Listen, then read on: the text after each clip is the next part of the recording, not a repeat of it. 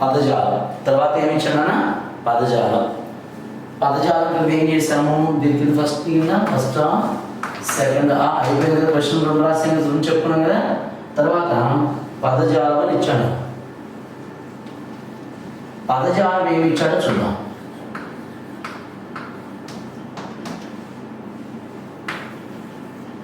పదజాలంలో మొదటి వాక్యం చూడండి, క్రింది పదాలను సొంత మాటలో రాయండి. క్రింది పదాలు ఇచ్చాలి, సొంత మాటల్లో రాయాలి. అంటే సొంత వాక్యం రాయాలని అర్థం, దీని అర్థం అదే. కొలిచెదమా అని ఇచ్చాడు. ఫస్ట్ వన్ ఏమి ఇచ్చాడన్నా కొలిచెదమా అని ఇచ్చాడు.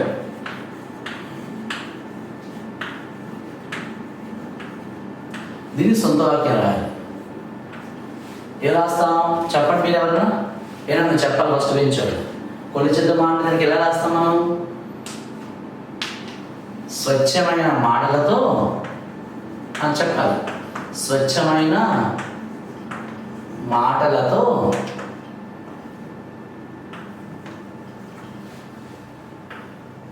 భరతమాతని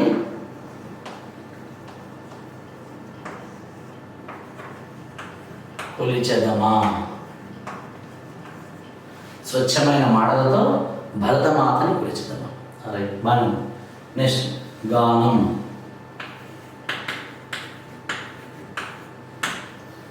నాకు చిత్రగారి, ఎవరు చిత్ర పాట పాడామే, చిత్రగారి గానం అంటే చాలా ఇష్టం. చాలా ఇష్టం. థర్డ్ వన్ చూడము, థర్డ్ ఇచ్చాడు త్యాగఫలం.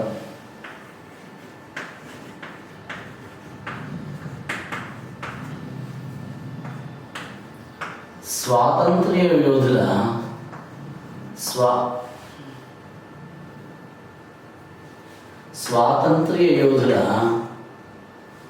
స్వాతంత్ర్య యోధుల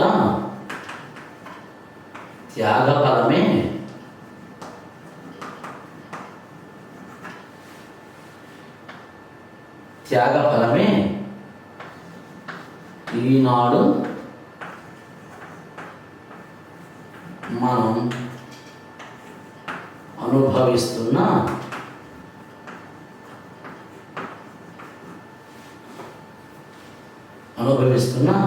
స్వేచ్ఛా జీవితం.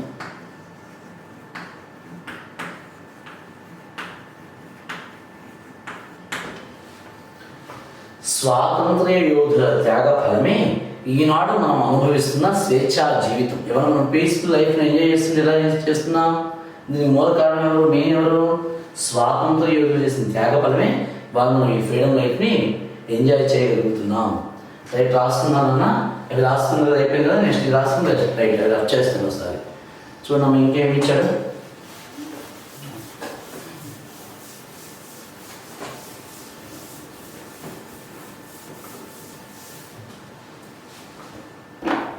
స్వేచ్ఛ,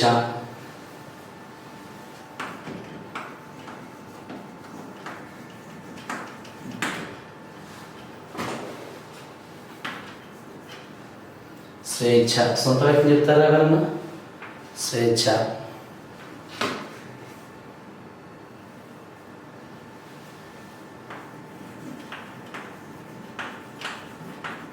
మన స్వేచ్ఛ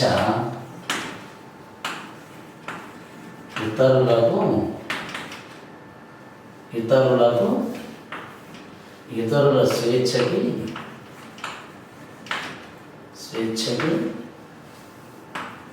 భంగం కలగకుండా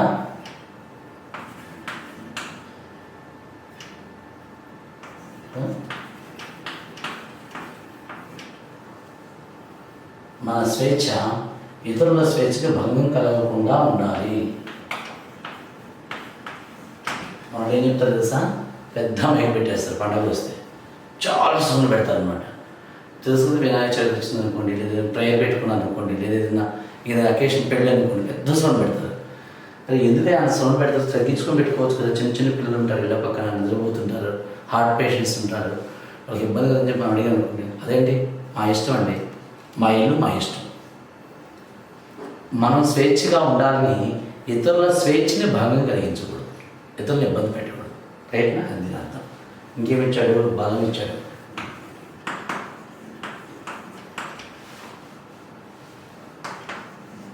మా నాన్నగారి మాటలే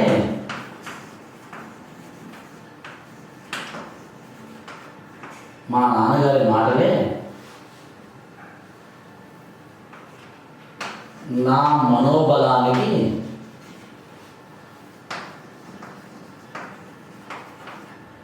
కారణం. ఏంటంటే నువ్వు చాలా ధైర్యం ఉండి ఏంటి సీక్రెట్ అని అడిగానుకోండి, ఏం చెప్తాం? మా నాన్నగారి మాటలే నా మనోబలానికి కారణం. మనోబలం అంటే ఏంటంటే ధైర్యం. వెయిట్ నేను నెంబర్ తప్పేశానమ్మా, ఒకసారి చూసుకుంది. 4th 1, రెండోది 5th 1, 6th 1 తలచుకోను అని చెప్పనా?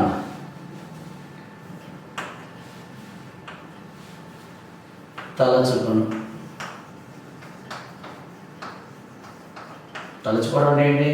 గుర్తు చేసుకోవడం కదా.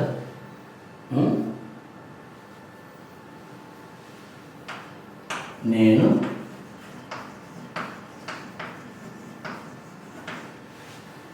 ఎప్పుడు తీపి తినాలన్నా, ఎప్పుడు తీపి తిన్నా, ఎప్పుడు లడ్డూలు తిన్నా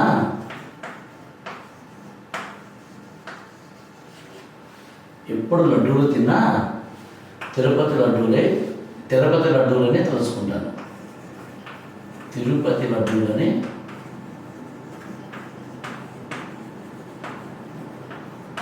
తలుచుకుంటాను.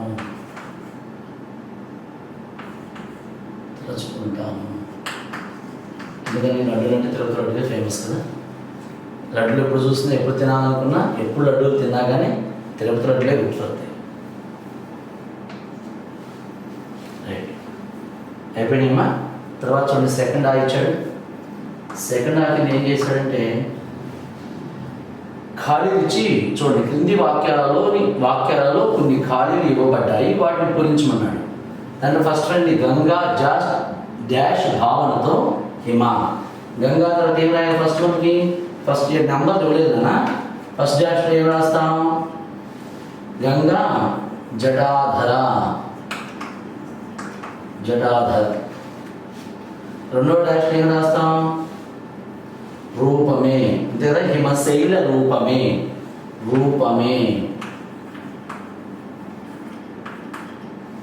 నెక్స్ట్ మూడవది గలగల డాష్ నదులు డాష్ వకాను. గలగల పారే నదులన్నీ ఒక డాష్ చేస్తుంటే బృందగానమే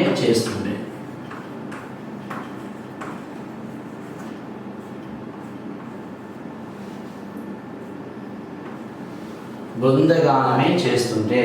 రైట్ అయిపోయినమ్మా. ఇప్పుడు తర్వాత ఏమి ఇచ్చాడు? సృజనాత్మకత అని ఇచ్చాడు. సృజనాత్మకత, అయ్యో పాఠం రబ్ చేస్తానే.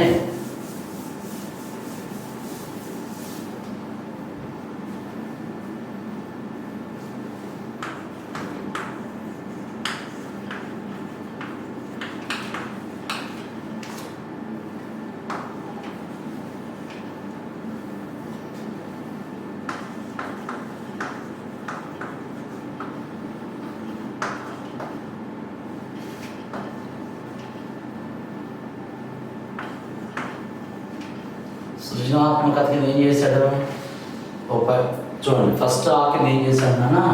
ఒక గేమ్ ఇచ్చాడు. క్రింది గేయాన్ని పొడిగించండి. కమ్మనైన తెలుగు భాష కలనైనా మానొద్దు, అమ్మ పాల కమ్మదనం మాతృభాష డాష్. ఏ రాస్తే దానికి ఫస్ట్ మరవద్దు. ఓకేనా? మాతృభాష కలనైనా మాతృభాష మరవద్దు. తెలుగుదనం మనకు డాష్ అన్నాడు. తెలుగుదనం మనకు ధనం. తెలుగు భాష డాష్ చరిత ఘనం ఇది పాఠమా. చరిత ఘనం మనసులో కలవోసి డాష్ అని మనసులో కలవోసి మనకు నెక్స్ట్ లాస్ట్ టైం మమత లసుగు సాధనం మమత లొసగు సాధనం. ఏమా ఇవి 5 ఖాళీలు, 5 పదాలు నింపుకుంటేనే మీకు పాఠం పూర్తవుతుంది. ఓకేనా? అయిపోయిందా? 5 రాసుకున్నారా? రైట్. ఇప్పుడు చూడండి, తర్వాత ఏమి ఇచ్చాడంటే ప్రశంస ప్రాజెక్టు పని ఇచ్చాడు. ప్రాజెక్ట్స్ ఉన్నాయి కదా మీకు, ప్రశంస ప్రాజెక్టు పని అంట. చూద్దాం, రాస్తున్నారు కదా? రైట్. వినా జాగ్రత్తగా చూసుకోవాలి. ప్రశంస ప్రాజెక్టు పని అని ఇచ్చాను. ప్రశంస ప్రాజెక్టు పని ఏమి ఇచ్చాడు చూద్దాం.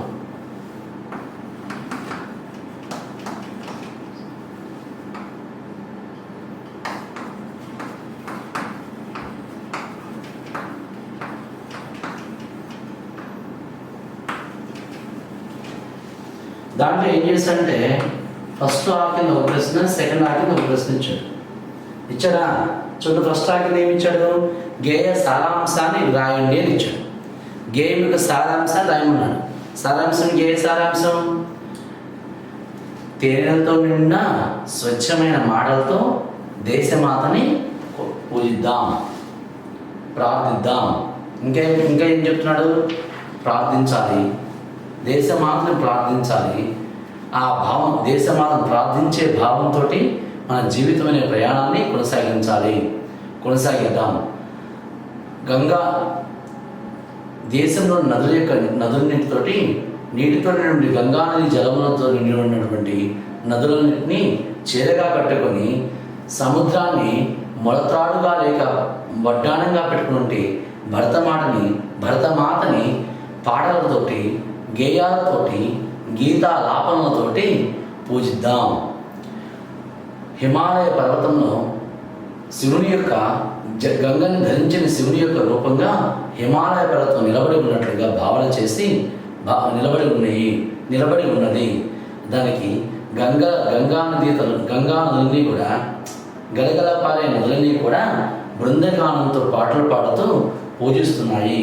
కాబట్టి ఎంతోమంది వీళ్ళ యొక్క త్యాగఫలమే ఇవాళ మనం అనుభవిస్తుంటే ఈ స్వేచ్ఛకి మూలబలం. కాబట్టి అటువంటి త్యాగధనుల్ని, దేశ సేవకుల్ని మనం ఎప్పటికీ మరవద్దు. వారిని ఎప్పుడు కూడా మన మనసులో నిలుపుకొని వారిని ఎప్పటికీ స్మరిస్తూ ఉందాం. కాబట్టి వారి యొక్క త్యాగ ఫలాన్ని మనం ఎప్పటికీ కూడా మర్చిపోకూడదు. అయిపోయింది నాన్న. తర్వాత చూడండి, దేశభక్తి గేయాలను తెలుసుకొని పాడండి మరియు సేకరించి బడిలోని గోడ పత్రికలో ప్రదర్శించండి అన్నాడు. దేశభక్తి గేయాలను ఏం చేయాలి? మనం తెలుసుకొని పాటలుగా పాడాలి. దేశభక్తి గేయాలు తెలుసు కదా మనకి. ఇంకా బయట కూడా మనకి విడిగా మనకి మార్కెట్లోకి వెళ్తే కొన్ని దేశభక్తి గేయ పుస్తకాలు కూడా అమ్ముతాను నేను. ఆ పాటలు మనం నేర్చుకోవాలి. ఆగస్ట్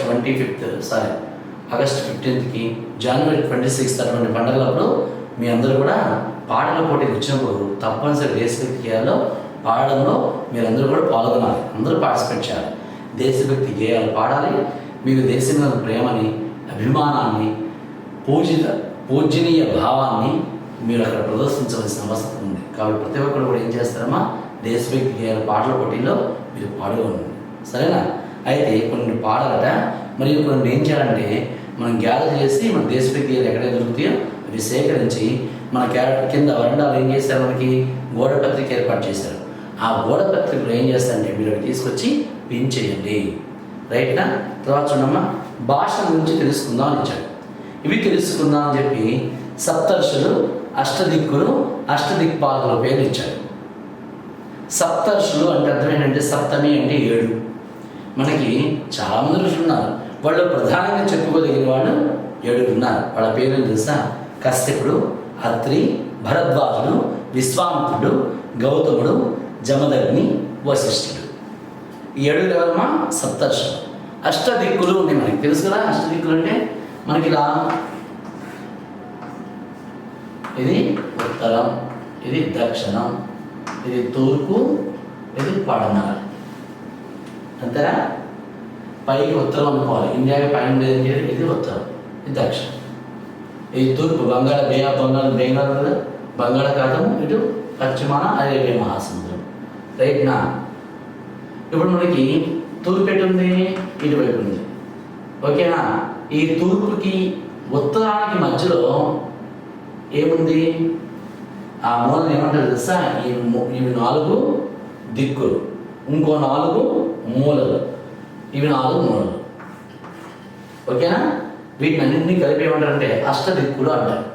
ఈ తూర్పుకి ఉత్తరానికి మధ్యలో ఉన్నదాన్ని ఈశాన్యం అంటారు. తూర్పుకి ఉత్తరానికి మధ్యలో ఉన్నదాన్ని ఈశాన్యం అంటారు.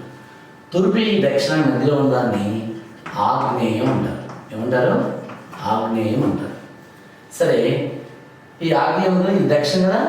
ఈ దక్షిణానికి పడమరికి మధ్యలో ఏముంటుంది తెలుసా, నైరుతి. నైరుతి ఏముంటుంది, నైరుతి. ఇకపోతే సారీ, ఇక్కడ నైరుతి, ఈ బండిరా కదమ్మా, ఈ రూల్ పెట్టుకోండి. నైరుతి. ఈ పడమరికి ఉత్తరానికి మధ్యలో వాయవ్యం. తూర్పుకి ఉత్తరానికి మధ్యలో ఈశాన్యం ఉంటుంది, తూర్పుకి దక్షిణ మధ్య ఆగ్నేయం ఉంటుంది, దక్షిణానికి పడమరికి మధ్యలో నైరుతి ఉంటుంది, పడమరికి ఉత్తరానికి మధ్యలో వాయవ్యం ఉంటుంది. ఇవి అష్ట దిక్కులు అనమాట. 4 దిక్కులు, 4 మూలలు. ఓకేనా. సరే, అష్ట దిక్పాలకులు అని ఉన్నారు. ఈ 4 మూలల్ని 8 దిక్కుల్ని 8 మంది దేవతలు పరిపాలిస్తూ ఉంటారు. ఓకేనా. వాళ్ళ పేరు చూద్దాం. ఈశాన్యాన్ని పరిపాలించే దేవుని పేరు ఈశ్వరుడు, శివుడు అనమాట. ఈశ్వరుడు. తూర్పుని పరిపాలించే దేవుని పేరు ఇంద్రుడు. ఓకేనా. ఆగ్నేయ దిక్కును పరిపాలించే దేవుని పేరు అగ్ని. అగ్నిదేవుడు ఏం చేస్తాడు, ఆగ్నేయాన్ని పరిపాలిస్తూ ఉంటాడు. ఓకేనా. ఈశాన్యంలో ఈశ్వరుడు ఉంటాడు, అందుకే మన ఇళ్ళలో ఈశాన్యంలో పూజలు ఉంటుంది. తూర్పున ఇంద్రుడు ఉంటాడు, తూర్పు దిక్కును పరిపాలించే రాజు దేవుడి పేరు ఇంద్రుడు. ఆగ్నేయాన్ని పరిపాలించేవాడు అగ్నిదేవుడు, దక్షిణాన్ని పరిపాలించేవాడు యముడు. యముడు ఏం చేస్తాడు, దక్షిణ దిక్కు పరిపాలిస్తుంటాడు. నైరుతి దిక్కును పరిపాలించేవాడు నైరుతి, ఆయన పేరు కూడా నైరుతి, దేవుని పేరు నైరుతి. పడమ దిక్కు పరిపాలించేవాడు వరుణుడు, వానదేవుడు అనమాట. వరుణుడు, వానదేవుడు. ఓకేనా. వాయువ్యాన్ని పరిపాలించేవాడు వాయుదేవుడు, వాయువు. ఓకేనా. ఇక ఉత్తర దిక్కును పరిపాలించేవాడి పేరు కుబేరుడు. తెలుసు ఈ కుబేరుడు ఎవరు, రావణాసుడు వాళ్ళ అన్నయ్య అన్నమాట. ఈయన ధనానికి అధిపతి, ధనాధిపతి కుబేరుడు. ఓకేనా. ఒకసారి రాసుకుంటారు నాన్న, ఒకసారి నోట్ చేసుకోవడం. 1 నిమిషం టైం ఇస్తాను, 2 నిమిషాలు టైం ఇస్తాను.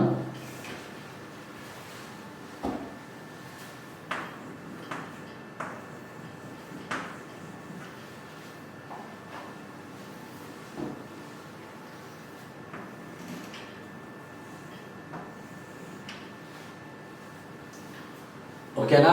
నోట్ చేసుకుంటానన్నా. రైట్. దీంతో మనకి లెసన్ పార్ట్ అయిపోయింది. ఓకేనా. మీరు క్లాస్ వర్క్ బుక్ తీసుకొని క్లాస్ వర్క్స్లో కూడా నోట్ చేసుకోమని చెప్తున్నా కదా, క్లాస్ వర్క్లో కూడా ఇవి రాసుకోవాలి. రైట్. ఇంతతో మనకి టెక్స్ట్ బుక్ అయిపోయింది. వర్క్ బుక్ ఒకసారి చూద్దామా.